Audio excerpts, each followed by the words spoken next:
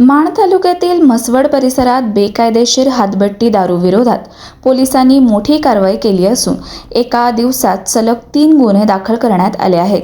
या कारवाईमुळे परिसरात खळबळ उडाली आहे। मिळालेल्या माहितीनुसार दिनांक 10 मे 2026 रोजी सकाळच्या सुमारास म्हसवड पोलीस ठाण्याच्या पथकाने गुप्त माहितीच्या आधारे म्हसवड गावाच्या हद्दीत विविध ठिकाणी छापे टाकले।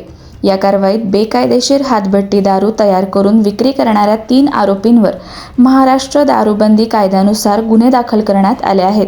पहिल्या कारवाईत कोडलकर वस्ती परिसरातील ओढ्याच्या कडेला छापा टाकून आरोपी बाबा विठ्ठल चव्हाण याच्या ताब्यातून 105 लिटर हातभट्टी दारू आणि 475 लिटर दारू तयार करण्यासाठी वापरले जाणारे रसायन असा एकूण 14,750 रुपयांचा मुद्देमाल जप्त करण्यात आला आहे।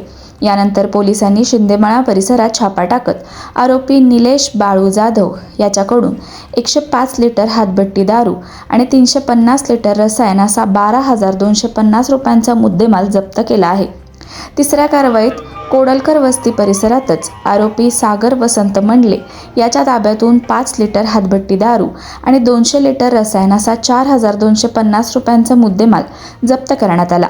या तिन्ही कारवायांमध्ये पोलिसांनी एकूण मोठ्या प्रमाणात हातभट्टी दारू आणि दारू निर्मितीसाठी लागणारे साहित्य जप्त केले असून तिन्ही आरोपींवर महाराष्ट्र दारूबंदी अधिनियम कलमांतर्गत गुन्हे दाखल करण्यात आले आहे।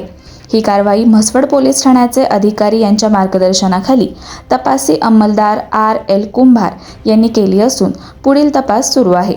सद्यस्थितीत परिस्थिती नियंत्रणात असल्याची माहिती पोलिसांनी दिली आहे।